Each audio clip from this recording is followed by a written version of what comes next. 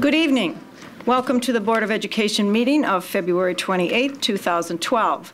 We have been in closed session for the purposes of approval of the 125 and 214 closed session minutes, student residency matters, and collective negotiations. I would note that there are 7 board members present, none are absent.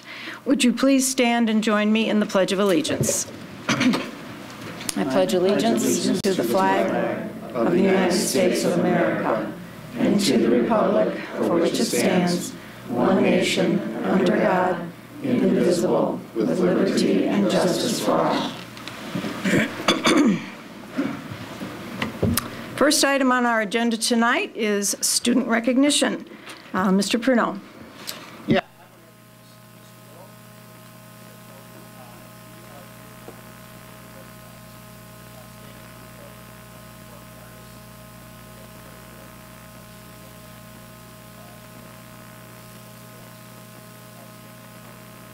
So with that, I'm going to turn over to Bill, and Bill, you can explain the special award you're here tonight.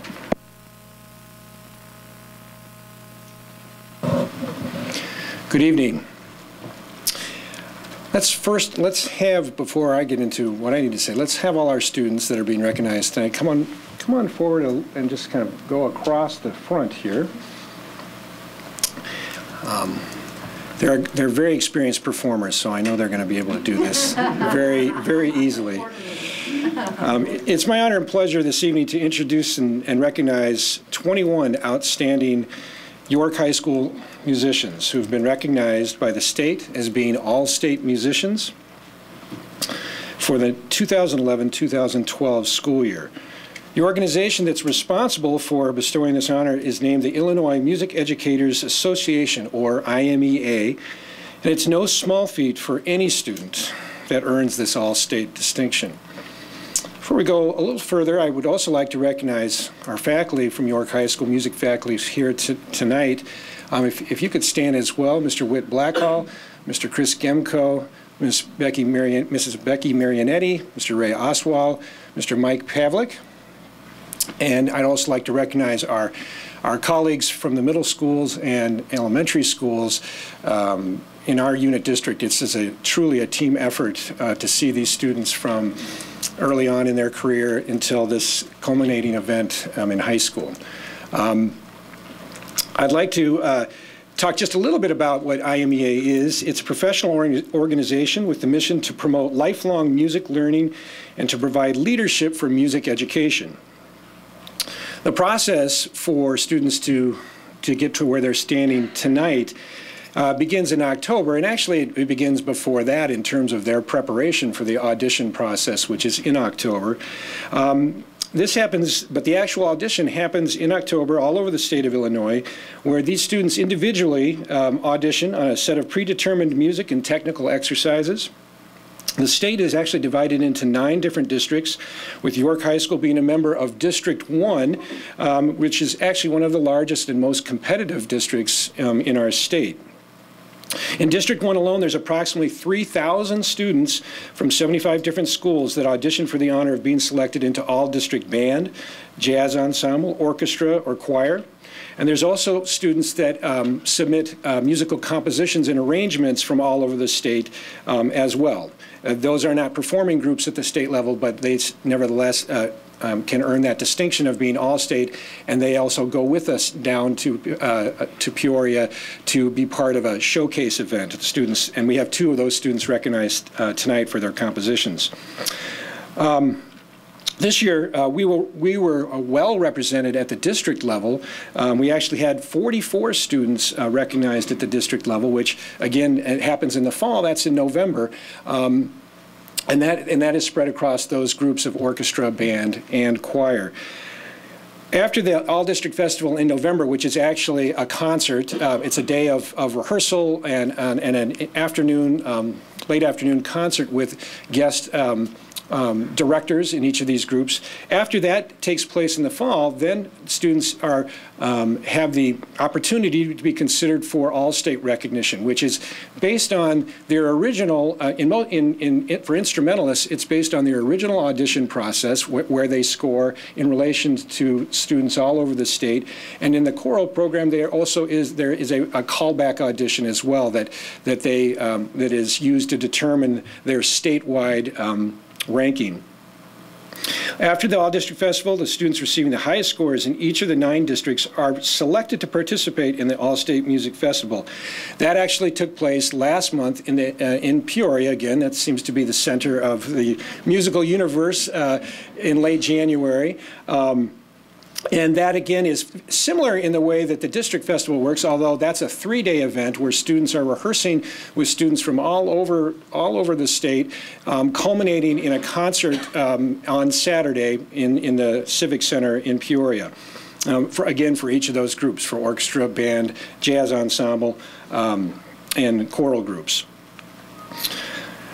We would like to make one additional mention this year too. We had a special recognition for one of our students, Michael St. Peter, who was also recognized for his audition earned him actually to be one of the 2, I believe, singers in the entire state to be able to perform the national anthem coming up next month, March 17th, for the 4A basketball playoffs. And that was due to his audition that he had in the fall originally, and then a callback audition, and then actually another callback audition. So we had that honor for him. Again, the very first time that's happened for a student at York High School, and that's quite an additional honor. I'd like you to join me in congratulating these students for their outstanding accomplishments and their talent and their willingness and ability to take this from actually going back, in all these cases, 8 or 9, 10 years, and then culminating in this wonderful achievement this past month. Let's give them all a round of applause.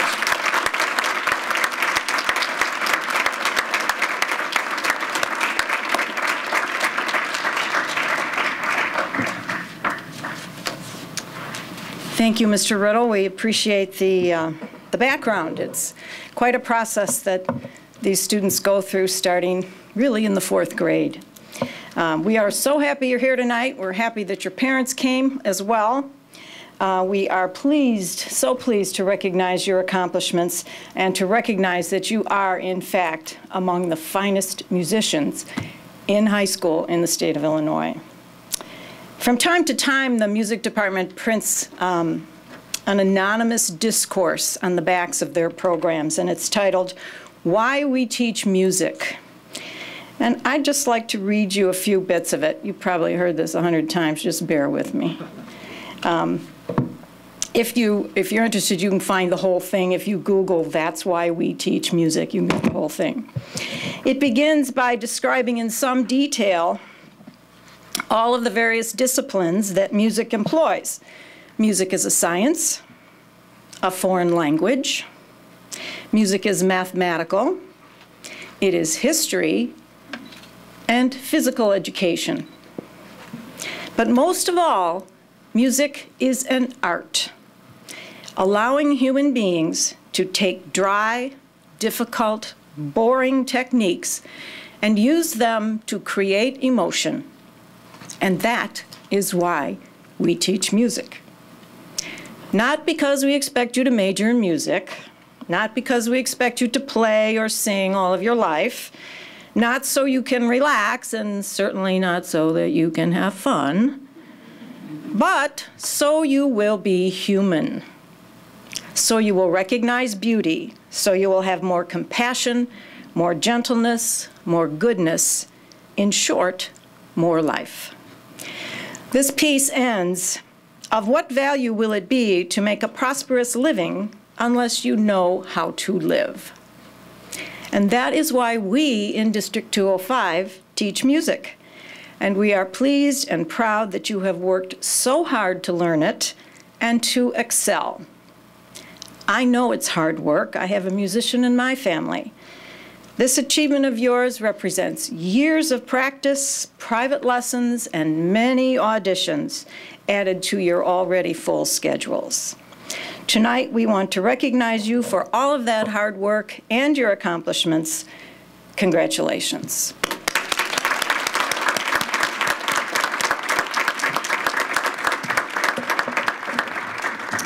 I have a proclamation to read. Whereas the Illinois Music Educators Association, known as IMEA, competitions have become the most prestigious statewide student recognition program in music education. Whereas high school musicians undergo stringent auditions competing against students from one of 9 individual IMEA districts, followed by the qualifying students earning a place in that district's honor ensemble, from which the all-state musicians are chosen, thus representing some of the best musicians in the state. And whereas this program encourages excellence on the part of individual students and encourages further music study and artistry, and whereas York Community High School students, and I'm going to read your name slowly, and I'd like you just to step forward so people know who you are. Abigail Arnold, bassoon, she's missing. Anna Mae Giordano, soprano voice. Nathan Gornick, clarinet. Gretchen Hedrick, alto voice.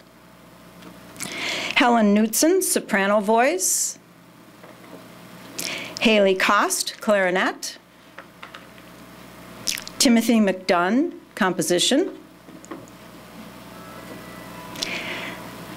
William McGing, double bass, jazz. Kathleen McGovern, soprano voice.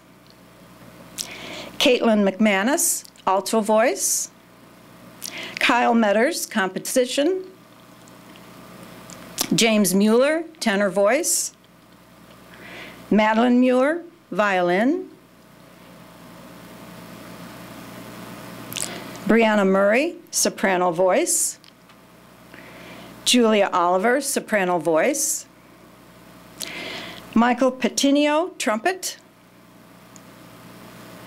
Keith Perchala, double bass. Kelsey Roberts, alto voice. Elena Schwartz, clarinet. Michael St. Peter, tenor voice, soon to be heard singing the national anthem. Emily Udenberg, soprano voice. These students were awarded all-state recognition in their particular musical specialty at the January 25th through 28th, 2012 Illinois Music Educators All-State Convention Festival in Peoria, Illinois. Now, therefore, be it resolved that the Board of Education and Administration of Elmhurst Community Unit School District 205 express congratulations to these students and their teachers for this outstanding accomplishment. One more hand.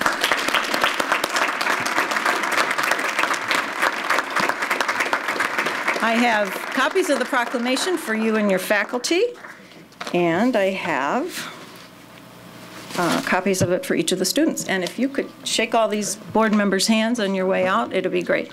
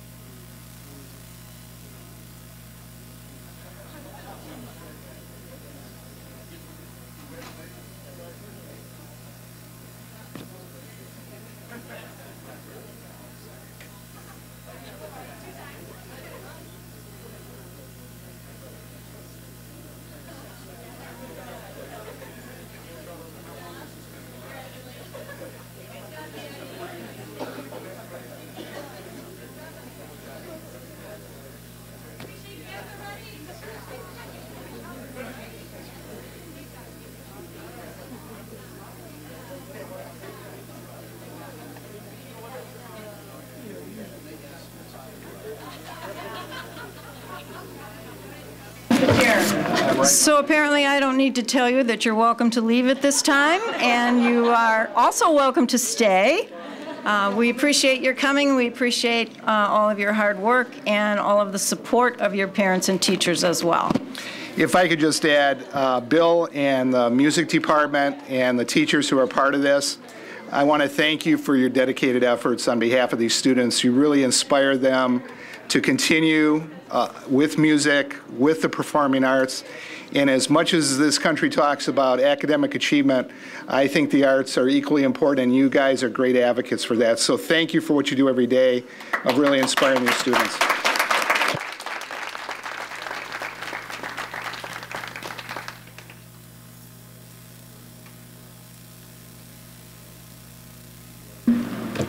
The next item on our agenda this evening is public comments. No one has indicated their wish to address the board verbally this evening. So we will go on to superintendent's communication. Mr. Pruneau. Yeah, just a little change this evening, and you will see on our agenda. You will see tonight a list of Freedom of Information requests that the school district has received. This is a change in procedure for what we have done in the past. In the past, we have posted verbatim all of our FOIA requests out to the public. When I came here and saw the practice, I had some questions about the privacy rights of individuals who are making the FOIA request and whether or not they realized that we were posting personal information as part of their FOIA request to the public. And what I found out was we were not. That led me to call our legal department and ask them, is that a practice that we should continue? Was there something else we should be doing? And legal came back to us and said, really, you do need to really watch out for the privacy rights of individuals who are making the privacy request and who submits a FOIA request to the school district. And so legal, there is no requirement that we post the requests. The only provision by the school code is that the president or district superintendent shall, at each regular meeting, report any request made of the district under the provision of the Freedom of Information Act and shall report the status of the district response. That is all that is required by law. Legal said better practice just to do this in a public meeting and list those for the public and the Board of Education. So that's what you will see tonight on this agenda item. We're not going to post the request, but we will announce that there were 2 requests received from commercial purposes, and we granted those FOIA requests. We received one for personnel records, and that was denied. And one was received regarding school facilities, and that one we granted. And so this will be a regular item on the board meeting to fulfill our FOIA requests, but again, not to reveal the privacy rights of an individual. Any questions about that? Next item is the race to the top. Yes, as you probably already know, the state of Illinois was one of the states that was selected and applied for Race to the Top 3 funding from the federal government. That request was approved by the federal government, and the state of Illinois is going to receive $47 million from the federal government for Race to the Top 3. However, half of that funding will go to the state for state purposes, of which there will be $27 million left to distribute to local school districts. One of the things in Race to the Top, as you remember from Race to the Top 1 and Race to the Top 2, there were a number of requirements that school districts were going to be required to do in order to fulfill an application, in order to be eligible to be even considered for Race to the Top funding. We looked at the requirements of Race to the Top 3. Charles Sprandell had went to the podcast, had reviewed the podcast that was presented at the state of Illinois, came back and reported on what those requirements are. What's important to remember on the $27 million is it will be distributed based on Title I eligibility. And so the most neediest districts, the most neediest schools will get the bigger percentage of the funding from the state government. And so, and one of the speculations is if the Chicago Public Schools applies for this, they would take up as much as half of the funding out of the $27 million that would go to Chicago Public Schools if they choose to apply. We do not know if they choose to apply, but even without Chicago Public Schools funding, we are not one of the high-risk districts by definition under Title I. So the funding mechanism, it really is at a disadvantage for a district like Elmhurst, who has a low free and reduced lunch count, and that is how the Title I funding is calculated. As we went through and started talking about what the requirements are for Race to the Top 3, one of the huge issues that came forward immediately was our requirement that we would have to agree to integrate our database to the Illinois Shared Learning Environment, which is an online data collection from the state of Michigan that collects individual student data and assessment data and testing data for every student in our district and uploads that to the state of Illinois to their the Shared Learning Environment program. That would require us, we do not have right now the capacity to do that, both in manpower and in hardware, software, technology. One of the things that I know the district has talked about in the past is a data warehouse. Data warehouse is going to run us anywhere from $250,000 to $400,000, depending on the details of all of that. And we know that we are not going to get that kind of funding back from Race to the Top grants. Lyon Township, for example, has figured out that similar demographics to us, and they calculated they would get about $20,000 in RTT3 funding if they do all of that. That's not the only requirement. We also have to implement a standard-based reporting system at math, ELL, and science. We're not positive what that is. We would also have to adopt a different comprehensive school and district continuous improvement plan and process. Now this, we already have the new report card. Now we would have to adopt another system, and it's either Rising Star, which has been adopted by the state, or an equivalent, although they haven't defined what that equivalent would be. So in effect, our whole improvement process would have to come to a halt. We would have to wait and get a definition of what the new improvement process would be, and then try to move forward for applying for that grant. And so, and there's another, and I detailed that in my presentation, my memo to the Board of Education. Given all of those factors and the return on the investment that we would have to invest in this district for Race to the Top 3 funding, the administration is not recommending that we apply for Race to the 3 funding at this time. We just do not think the manpower, the effort, the amount of investment we would have to make in this system really pays off. I will say the other thing too, a lot of this is still undefined as to exactly what you would be required to do. It's still being talked about by the Illinois State Board of Education. There's still new definitions that have to be published, but the timeline is very, very tight. You would have to have your application request in by March 1st, and we just don't think it's a practical solution for Elmhurst for our school district at this time. So that is the recommendation from the administration, that we not pursue the grant at this time. Any questions on Race to the Top 3? Ms. Hirsch. Mr. Pernot, this was presented to us, I think, in committee. We kind of reviewed at a high level what the requirements were going to be. I concur that I don't know that it's worth the bang for the buck, the amount of work that we would have to do, but I do want to point out we do have a number of these initiatives already underway, and we believe in those initiatives. I just want to kind of recap. It doesn't mean that we're not committing to looking at data, using data for assessment, using data for instruction and evaluations, and the things that are the good components that we're trying to implement. It's just that we are choosing not to tie our hands to the state's model at this point in time. Is that a fair assessment? Yeah, thanks for bringing that up. I do want to say that some of the requirements we are already in the process of doing. We are moving forward on some of the very things that they're suggesting school districts do. And so a lot of that we are already doing. I think the biggest factor for us, for me anyway, is the data warehouse piece and what that investment would be in order to commit to the Illinois Shared Learning Environment Program.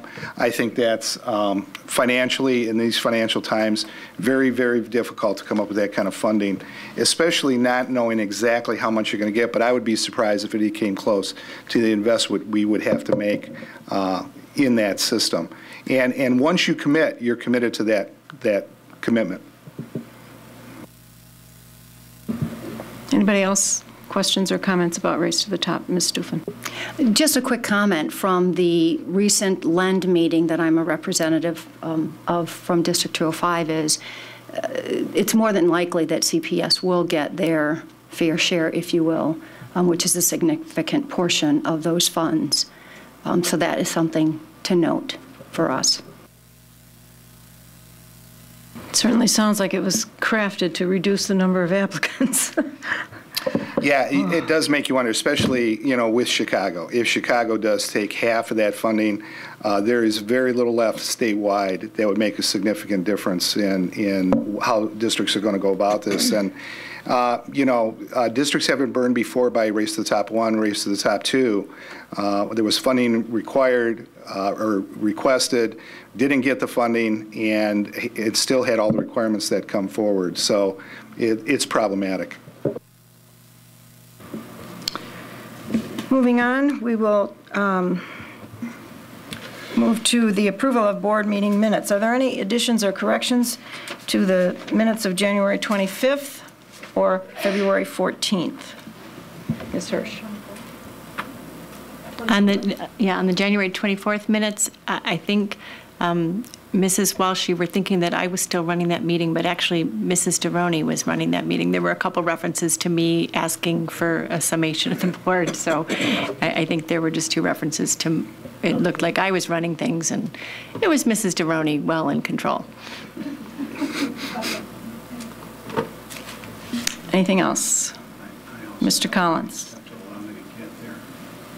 While you're looking, I will say that on the minutes of February 14th, under the Board Improvement Policy Committee report, it said that the committee wants to thank people for attending the committee meetings. We would like to begin sending out a thank you letter. It would come out from the board secretary. And I believe the intent of the board was to say that the committee wants to thank people for attending both regular board meetings and committee meetings, and we would like to begin sending out a thank you letter from the board secretary. So if you could make that change as well. For commenting at board meetings, yes. Not just attending. Exactly. Thank you. Not just attending, but for speaking up at committee meetings and board meetings. Mr. Collins. On the January 24th board meeting, in the minutes of the Finance Committee, according to our minutes, I said that we had, I believe, $2.5 million worth of capital projects over the next 10 years. That number is actually in excess of $10 million, and so we could either correct the record to read that, or I think my actual comment was that we saw $2.5 million worth of immediate needs. So at any rate, just to get the facts out there.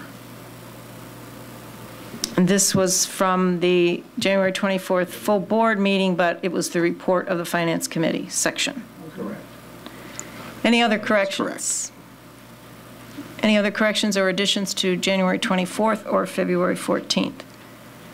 Hearing none, those minutes will stand approved as corrected. Moving on to board committee reports, we will hear first from Ms. Stufen on the Board Improvement and Policy Committee. So the Board Improvement and Policy Committee met on February 23rd. We had a resident of Elmhurst, provide public comments. That was asked to be provided to the full board, and therefore that was sent to all the board members. Secondly, we talked about policy from several different perspectives. One is 2 new policies that we were discussing in the fall that we revisited. One of which was the new policy on extracurricular activity. I wanted to call to the board's attention that it is the recommendation of the committee that the current policy 6:190 on extracurricular activities really does articulate our policy for extracurricular. And we actually did some research from many different districts in the Chicago area, like districts, and it's somewhat similar, and actually we have a lot more detail, if you will. So I wanted to call that to your attention. Also, the new policy on professionalism, we discussed that at length and made some modifications. With regard to the policy on press, there have been a lot of cross-references, legal and footnote cross-references, and it was eating up a lot of committee time and board members. So what we discussed at the last committee meeting is that the administration will be looking at all the press updates, and when there's a legal or cross-reference, we will not spend a lot of time in committee on those policies. So that will come to us, but it will kind of be a pass-through, if you will. What we will focus on is the policies where there's content changes and there's really, discussion that needs to be lengthier, and then we will bring them to the board. So just so that you are aware of an update on the way that we approach the press updates and kind of sectioning them out. Just a reminder that whenever there is a policy that comes in through press, it is sent to all of the administrators where that policy, they have ownership. They've divided the policy up into sections, and all the administrators have their sections, and therefore they look at them in detail before it comes to us in policy committee. Lastly, we talked about board improvement and community relations. First off, I'll hit the community relations. We talked about the board outreach. We will revisit this again in a little bit more detail, but just so that you are aware, we're kind of entertaining, if you will, and brainstorming 2 different approaches. What we'd ideally like to do is something like a meet the board, which could be done at 45 minutes before the board meetings.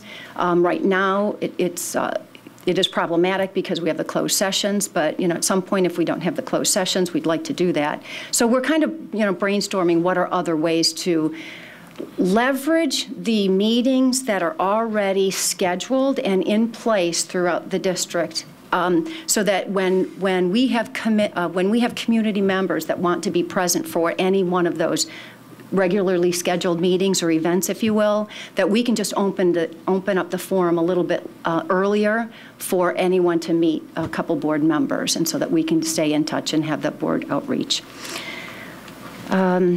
Another thought that we had discussed earlier in the fall was to potentially do something like another community forum, so we'd have more than one per year. So we're entertaining that as well.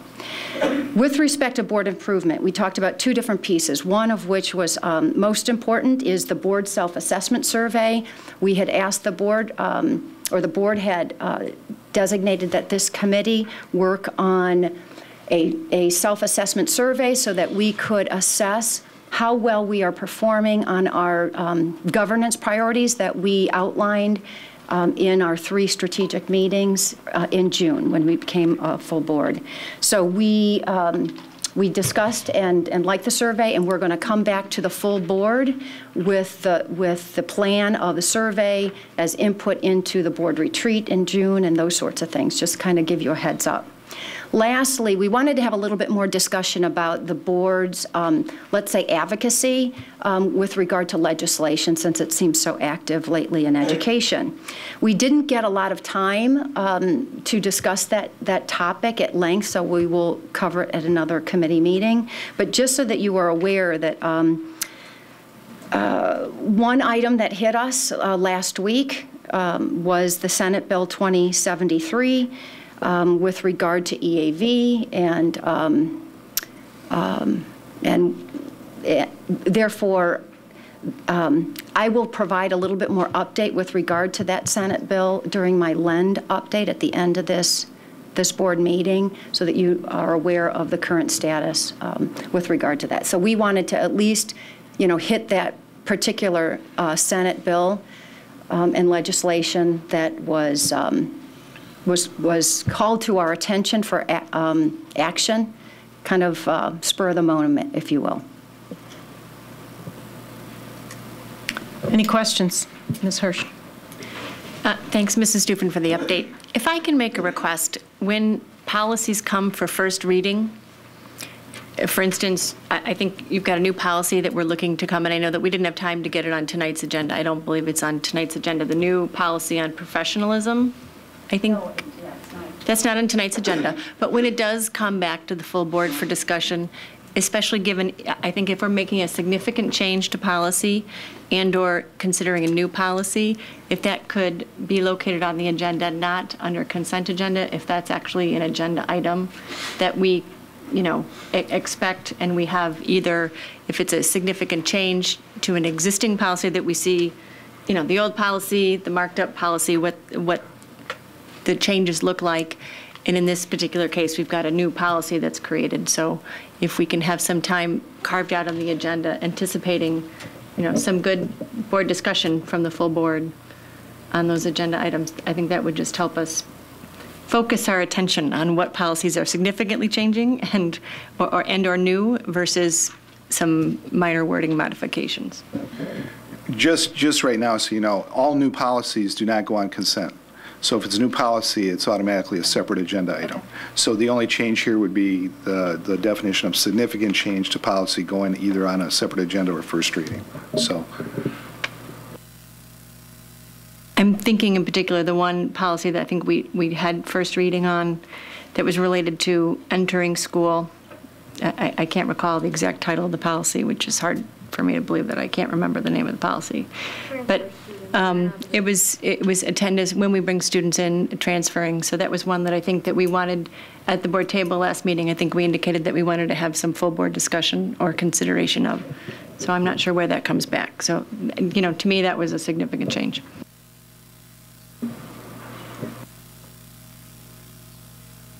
Ms. Ebner. Has the full board seen the draft self-assessment survey? And I was just wondering if we can get comments back before our committee meeting at the end of March 23rd. Yeah, the survey was actually on board docs for our last committee meeting. So they were. The committee had said it was going to bring that survey back along with the purpose at the March 20th meeting for the full board review. So that's what the committee decided. Coming back to the full board on March 20th. Okay, so we're waiting. Okay. Any other questions, comments? You referenced streamlining the way we handle policies that come from press in order to save time at the committee level because they're just voluminous. Do I understand that we will need to have a new policy on policy whereby we will allow the administration to make such minor changes as legal references and punctuation corrections and things that the press has noticed is wrong with individual policies, but nothing that anybody really needs to noodle about? Is that true? That is true. So it'd be policy 2:240, and we'll bring that to the next full board meeting. It was with a recommendation of the way that we look at press. We wanted to go to legal to make sure that we were covered, with the recommendation. And with that, our law firm had suggested that we update our current policy 2:240, the board policy development, so that would clearly articulate the new process.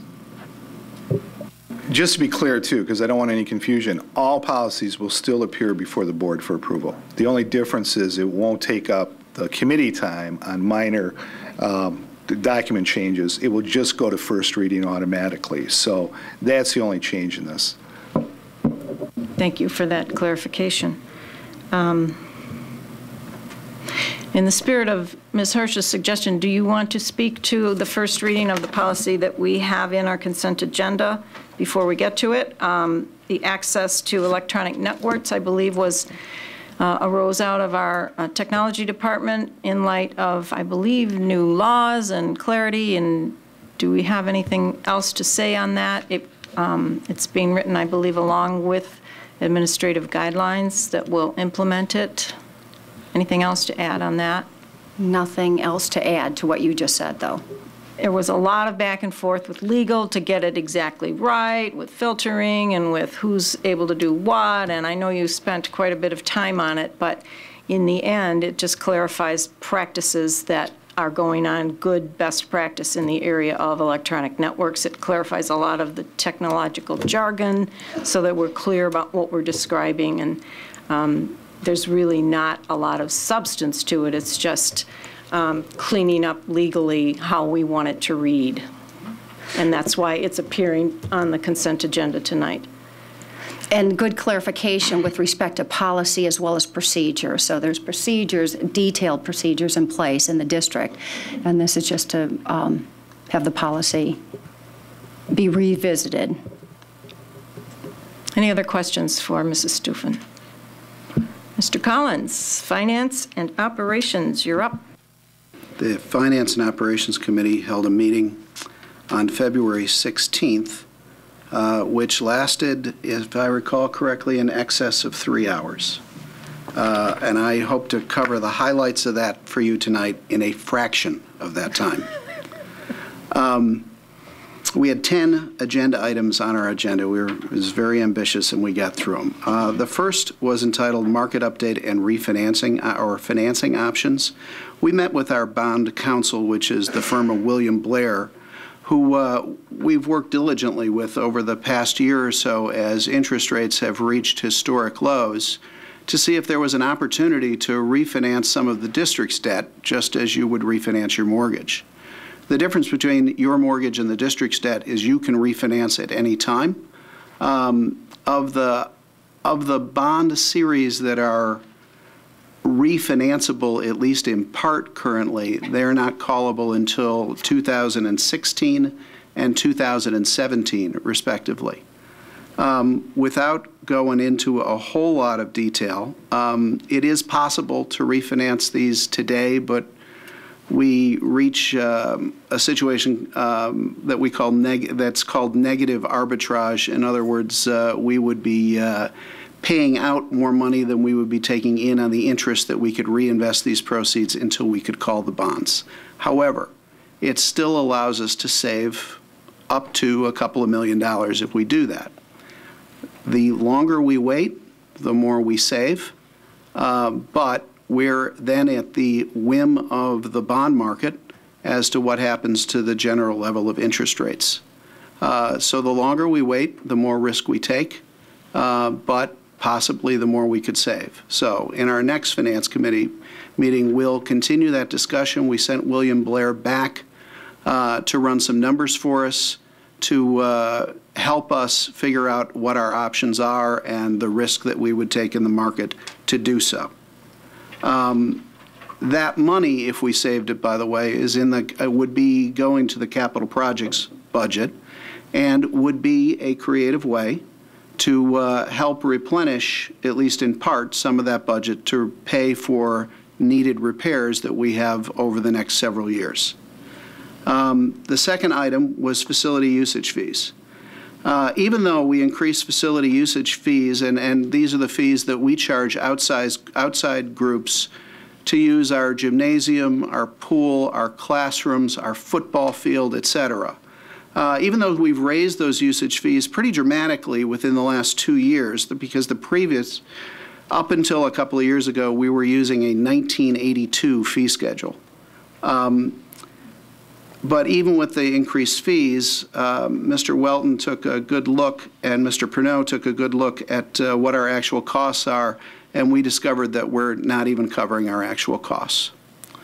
So, in this past Finance Committee meeting and in the next meeting, we'll be discussing in further detail what our costs actually are.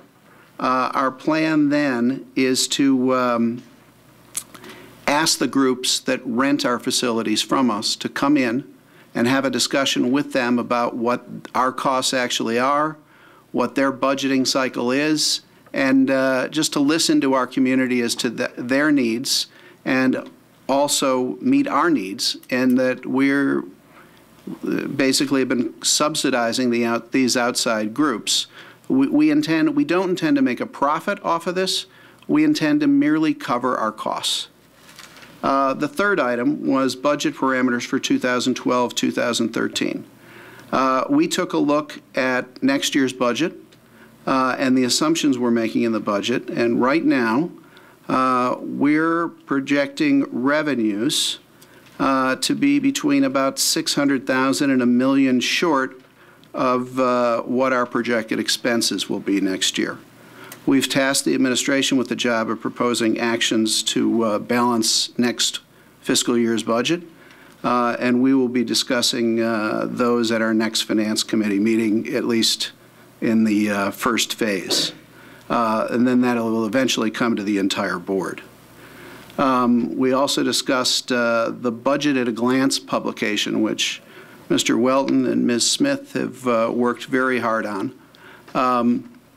We took a look at it. The intent is to give the community an idea of where the district's revenues come from, what we spend our money on, take a look at all of those sources and uses of funds, that our budget is balanced, and I think it gives the community just a clearer look at the financial picture of the district. We reviewed it. We've made some edits to it. Mr. Welton and Malia Smith are going back and making those edits, and that will appear on our website as soon as they're done.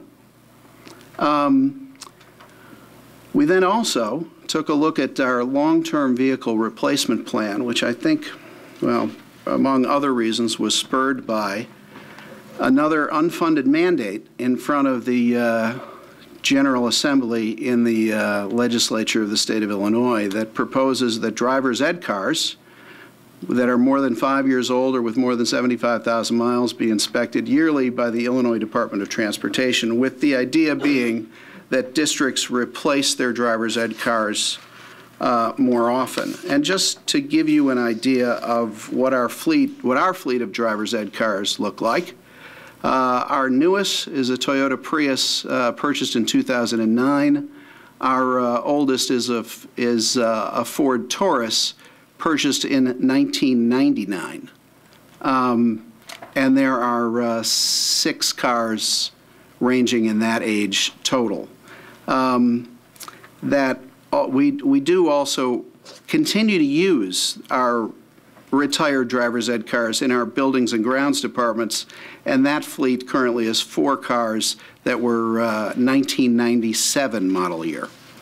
That then made us take a look at our bus replacement schedule. Now, the big yellow school buses you see driving around town are contracted through a private contractor, but the district owns a small fleet of mini buses, the activity buses that the schools drive around.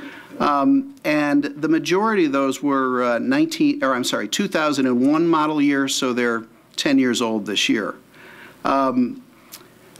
We put together, or Mr. Welton, I should say, put together a replacement schedule for those buses, and we're going to try to buy 1 bus a year over the next several years. The last of those 6 buses would be replaced in 2018 when that vehicle is 17 years old. I guess that's another discussion, whether I want my kid being driven around in a 17-year-old bus. And then we also took a look at maintenance truck replacement. And just to give you an idea, we have one 2010 vintage vehicle, and those span all the way back to 1995 vintage vehicles that are still in use by the district. To say that some of these older vehicles are in poor condition would be an understatement. So at any rate, we're trying to get our house in order to come up with a logical, safe vehicle replacement schedule that is a little more frequent than what the district has practiced in the past. Our next item was our capital projects proposed for the summer of 2012, and just the highlights would be regrout the York Pool, which is leaking, inspection of roofs and make sure we don't have any leaking roofs district-wise, the inspection and evaluation of York and Hawthorne's building envelope, and you think, boy, those two buildings are two newest in the district.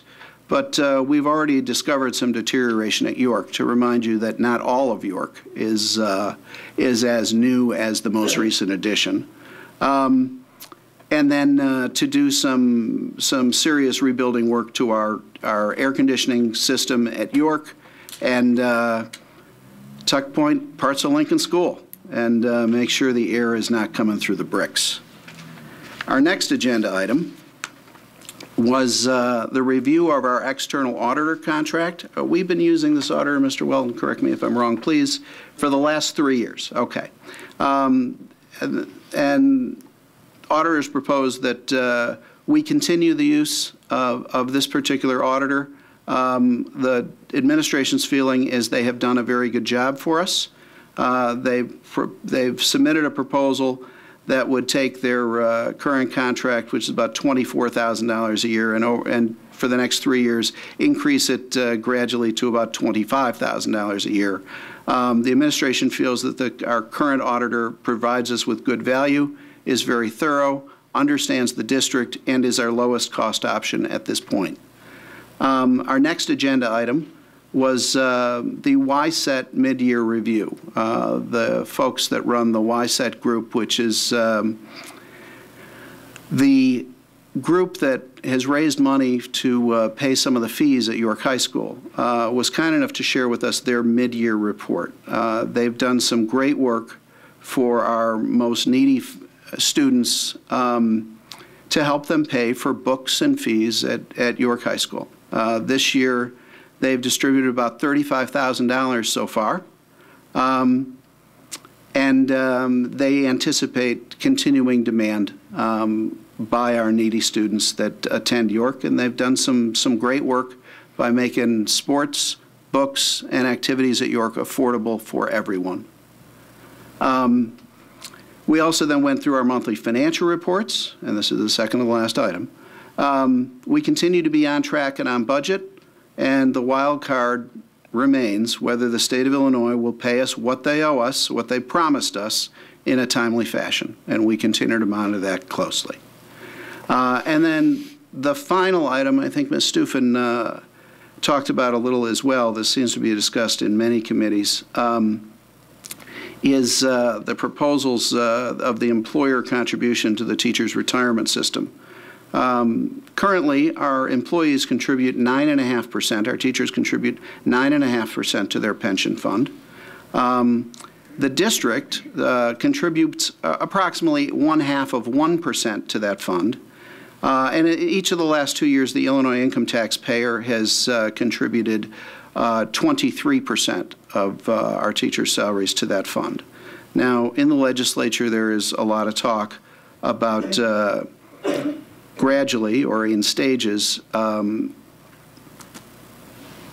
transferring the financial burden of funding the teachers' pension fund completely to the local district. That's at various stages with various opinions of how successful it's going to be, but that is just an item that we're watching and monitoring closely. And that's all I have. Any questions for the Finance and Operations Committee? Ms. Hirsch. And this is actually directed both at Mr. Collins and Mr. Pernod. In the last 2 years, we have had to make significant budget cuts. As Mr. Collins, you've been sitting here with me, as we've had to make multi-million-dollar budget cuts the last 2 years. And it has not been a lot of fun. Correct. But we've used 2 different approaches in the last 2 years to try to come up with what the targets were for reductions. And those were recommendations coming from the administration in using different techniques, I would say, in terms of targeting budget areas for budget cuts, and those decisions on which cuts to make and, you know, how to move forward, both in terms of the dollar amount that we want to cut, that we're okay with cutting, as well as how those cutbacks were going to be distributed across our educational program, were decided at the board table. So I would like to better understand a little bit about what we view our process to be. I think in committee there was a discussion of a specific target amount. I think that target amount, you know, we need to talk about that a little bit at the full board table and have an update from the administration on our projected revenue stream, our projected expenses, and you know, how we came up with that initial number, and discuss at the full board table what we would like to see the approach moving forward for those kind of discussions, and how we would identify areas to make reductions. I guess it's a little bit different approach, and I'd like to kind of talk about it at the board table and understand some of the thinking. Chris, you want to go through and talk briefly about how we're going to determine formally the PMA projections and all that? We plan to have PMA come to the next Finance Committee March 8th to go through with the Finance Committee the assumptions made in their 5-year projections, and then have PMA come to the board after with those assumptions in place, then to do a presentation of the 5-year projections. And that will include the projection for the 2012-13 year, in which we are starting to discuss that budget now. And simultaneously with that, or closely following then, when the board has established that this is the target for the budget reduction that we're going to have to target for this coming school year, whatever that number is, then the following board meeting, we will come back administratively with the list of possible budget cuts or other options that the board can discuss as to the direction of where we want to go to balance the budget for next year, use the fund equity, or what kind of reductions would be options for the Board of Education, along with the recommendation from the administration of where we think it should go. And that would be then the board discussion along with the public to decide what options the board's comfortable with in moving forward with budget reductions, depending on the scope, depending on the target, depending on where we're going. I guess I want to communicate that I think the committee structure is a very good structure for us. I think we're making a lot of progress. We're cutting, working through many of the concerns and issues that we have as a board, things that we need to pay close attention to. But I am personally concerned about the transparency, and I think that on this particular topic, this is a full board discussion on, and the full board should sit through the update with PMA and see the financial picture. And this, I'm not comfortable with sitting at the committee level. I think this is a full board discussion, both in terms of the financial situation and in terms of transparency, having it be on camera and available to the public, as well as the discussion about, you know, how we come up with the recommendations for cuts. I don't know how other board members feel, but given where we've been the last 2 years when we've made significant cuts, it's a very public process. It's been painful. It's not a pleasant process to go through, but I do think that it deserves to come to the full board table. I'd be interested in hearing other board members' thoughts. Well, just for clarification, the PMA projection will come to the full board on March 20th. So that projection can be, that's for board discussion on the 20th. So, and again, if the board is not comfortable with the assumptions, that come forward from PMA, those can be changed. But we have to have a starting point of what assumptions we're going to be used to build that budget. But that will come to the full board on March 20th. So there will be opportunity for board members to discuss the assumptions, the projections, what the target is, whether you agree with the target or not, and then moving from there, then the following meeting begin to discuss the options for the budget reduction if we need to have budget reductions for next year.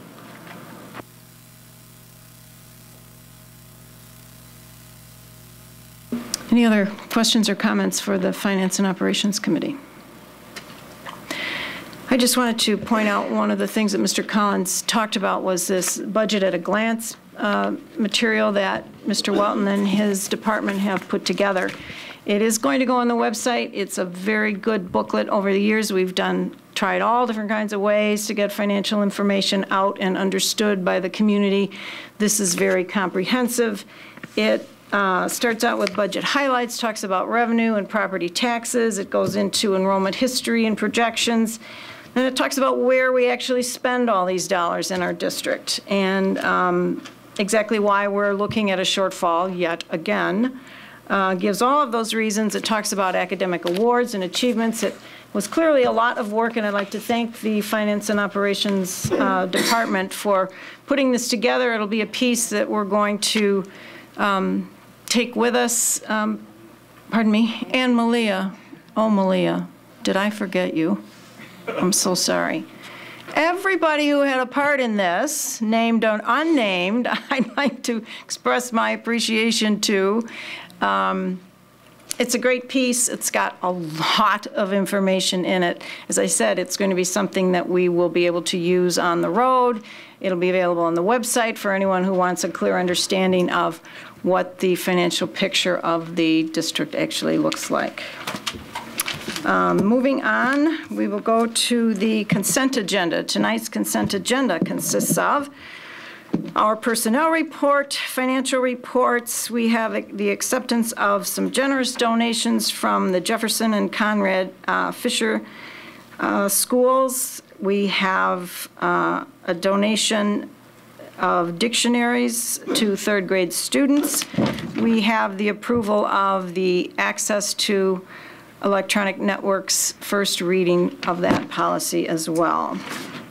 Does anyone wish to remove an item for discussion from our consent agenda? Ms. Hirsch. I'd like to remove item D. Item D, the acceptance of the donation from the Conrad Fisher School. Do I have a motion to approve the consent agenda minus item D? So moved. Moved by Ms. Hirsch, seconded by Mrs. Ebner to approve the consent agenda with the exception of item D. Mrs. Walsh, could you call the roll, please? Ms. Hirsch? Yes. Mrs. Ebner? Yes. Mrs. Droney? Yes. Mr. Collins? Yes. Mrs. Steuven? Yes. Mr. Bloom? Yes. Mr. McDonough? Yes. 7 ayes, no nays. That motion carries. Is there a motion to approve item D, acceptance of the donation, Conrad Fisher Elementary School? Ms. Hirsch. I move that the Board of Education accept the donation of 6 $499 monthly checks totaling $2,994 with the intention of purchasing an iPad with each of the checks. This donation is accepted in accordance with Policy 8:80, Gifts to the District. Moved by Ms. Hirsch, seconded by Mr. McDonough. Is there any discussion? Ms. Hirsch. This is an unusual donation for us. Since I've been on the board, this is the first time that we've received a donation like this, and I didn't want to just pass it by through the consent agenda. Our rationale, which is posted on our website, I just wanted to read it into the record. Conrad Fisher School has been very fortunate in that they have become the benefactor of a very generous individual. Mrs. Marianne Wagner of Bend, Oregon, saw a Chicago Tribune article related to the improved test scores at Conrad Fisher School, and she wanted to make a difference.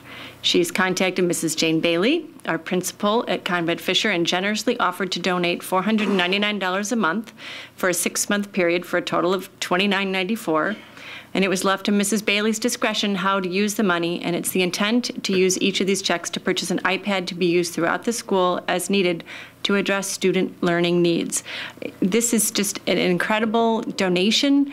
We've all seen there are websites, Donors Choose, there are opportunities for individuals that are out in the public to donate to public education.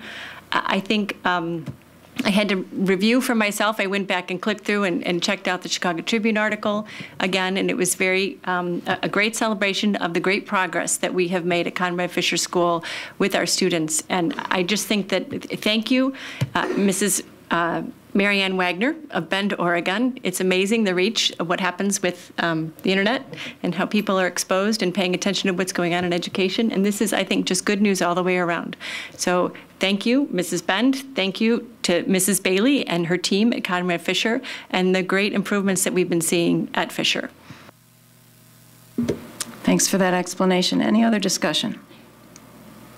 Motion on the floor is to accept a donation to Conrad Fisher School. All those in favor say aye. Opposed say no. That motion carries.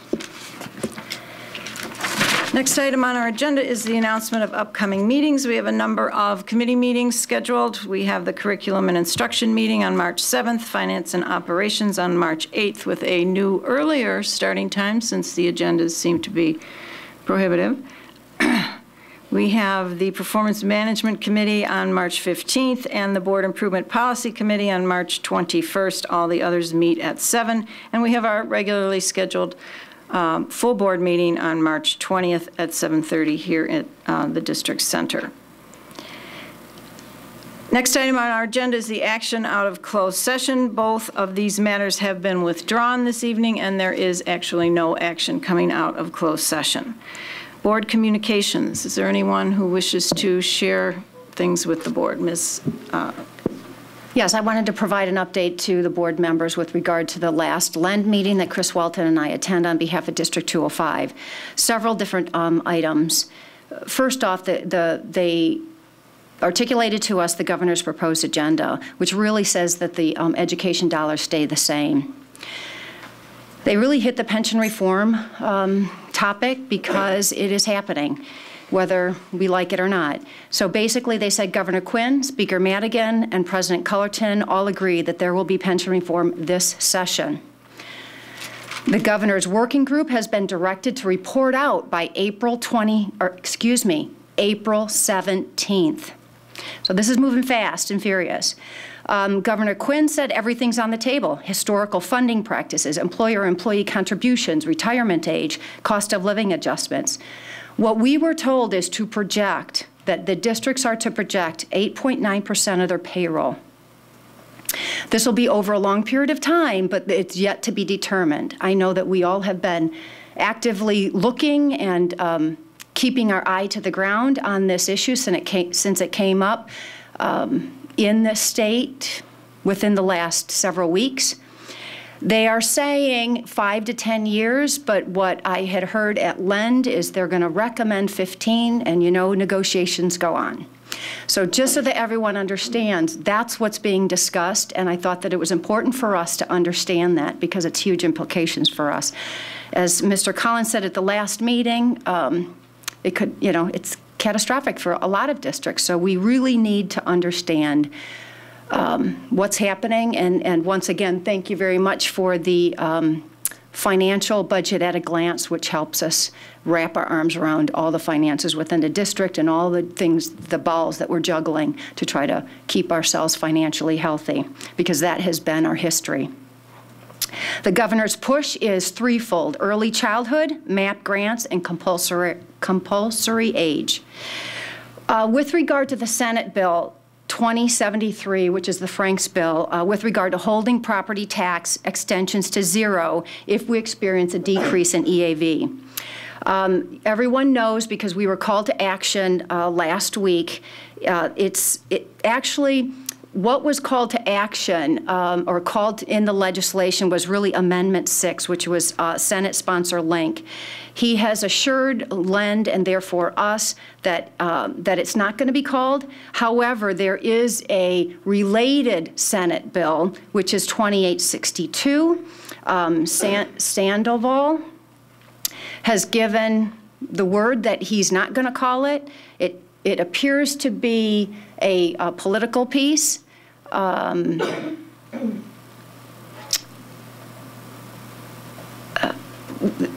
For taxpayers, for people who are running in the election, want to have the taxpayers understand that they are not going to increase property taxes. So just a little bit of background information that we were provided.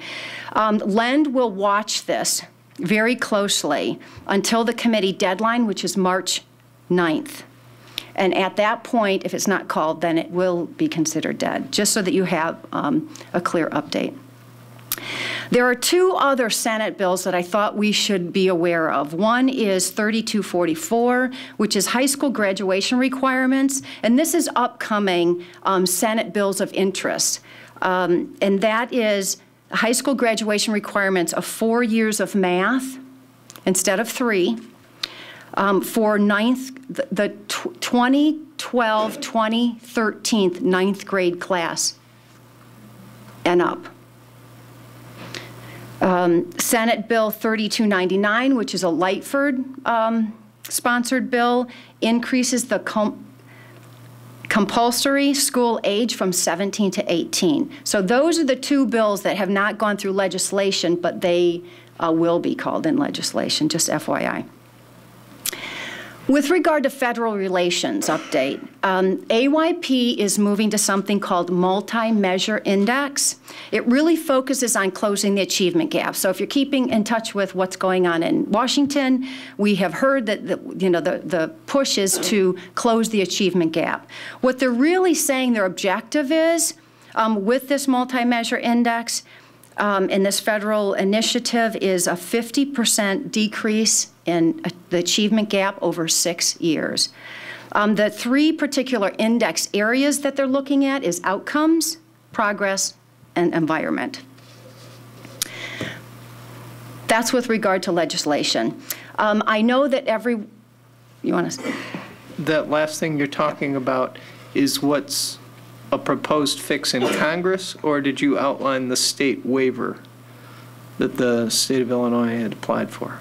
No, it's not the state waiver. It's just giving you an update with regard to what is being discussed at the federal level. Oh, so those are discussions for changes to legislative changes to No Child Left Behind. Is that right? Correct. But just so that you know what's being discussed. I know that everyone had received the invitation for Save the Date, which is a Lend dinner and dialogue with regard to the pension reform topic. So what I wanted to highlight is that it is twofold. One is there's a keynote speaker, Mr. James Farrell, who is a chairman of the Civic Committee. And then after that, there's going to be a panel discussion with representatives from business, union leadership, legal, administration, and legislation. The whole point here is that there's a lot of different perspectives here that needs to have a very healthy dialogue. And that's why Lend is sponsoring this dinner and dialogue that we are all invited to. That's it. Thank you. Ms. Hirsch.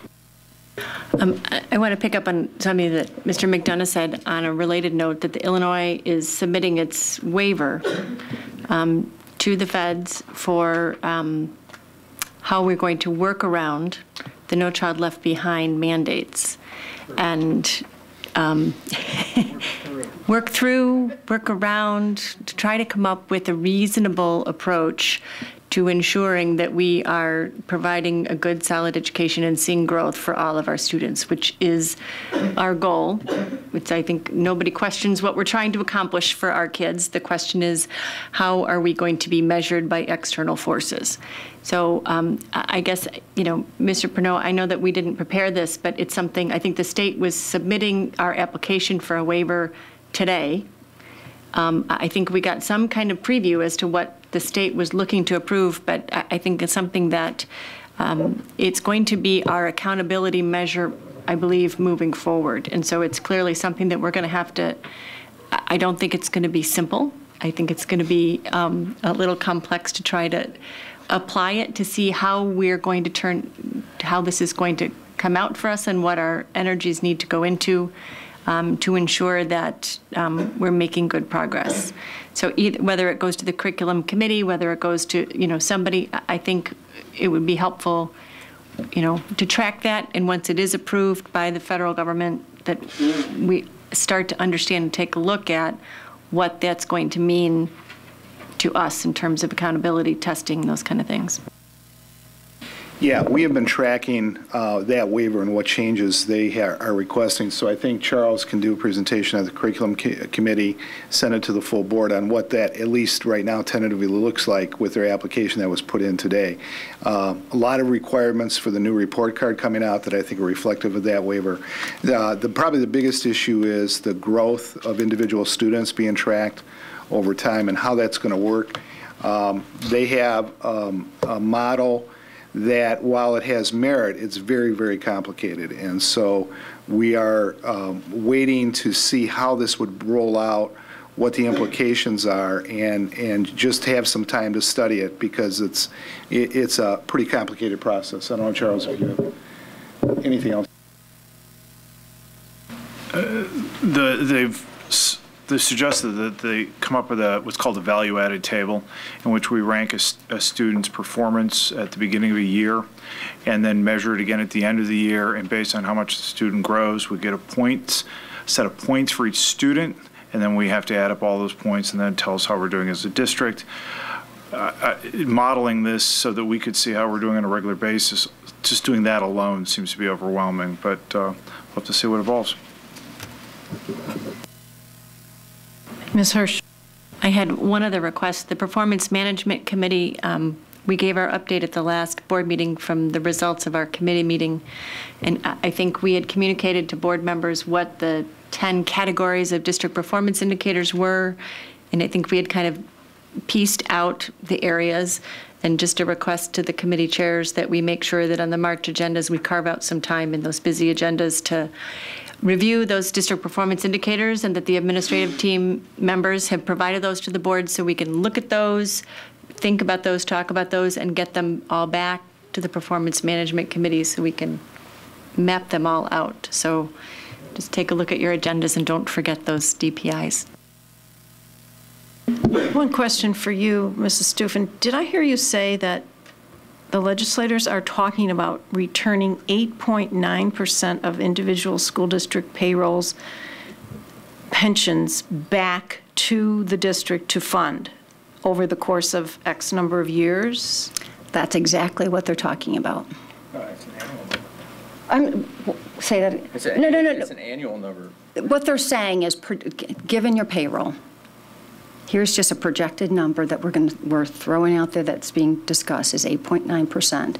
That we have to pick up every year? Yes. Right.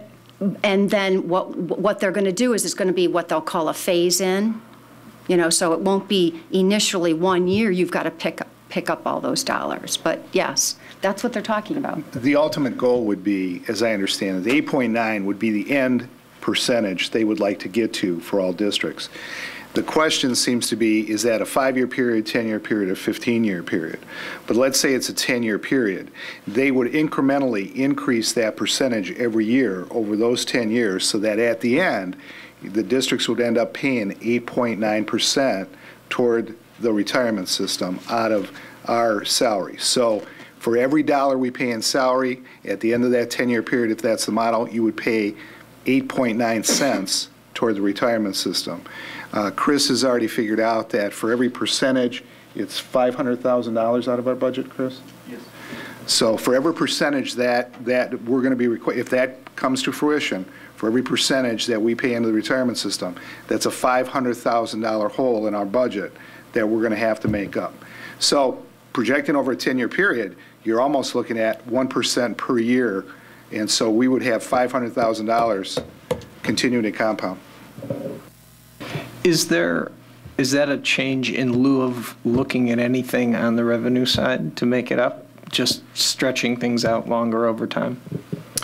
They have talked about allowing districts, and I don't know, allowing districts to go for referendums to cover this, but that's been very, very briefly discussed about how they would give options to school districts to at least make up some of the shortfall. But somebody's going to pay for this. I mean, there's no, they know they don't have the funding. They know the pension problems are huge, and I think they're tentatively looking at solutions. And, you all know how the legislatures in any state works. This is a negotiating process. So you start with a number and you start negotiating it.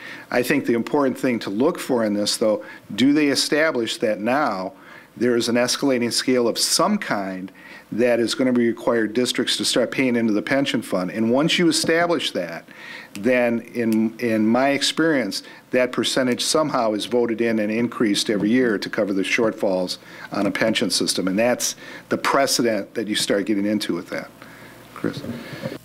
Yeah, and my understanding, if you look at this, the Illinois taxpayer contributes 23% now, and they're going to ask us to pick up 9%. I think that's an attempt to get at not making the problem any worse. So trying to get us to pick up the annual ongoing cost. That does nothing to solve the $43 billion underfunding problem that they have. And so that 23% that they contribute was intended in part to cover current, but a lot of that was going towards trying to fill that gap. So another question is just how much of that underfunding are they also going to, over time, once they get us used to paying more, shift back to us? So, I mean, that's the other looming piece. So this is just a small piece of the bigger iceberg. I just want to, as well, the ramp was put in place in 1995, trying to get us to 100% funded. That's what the state legislature did with all of our pensions. But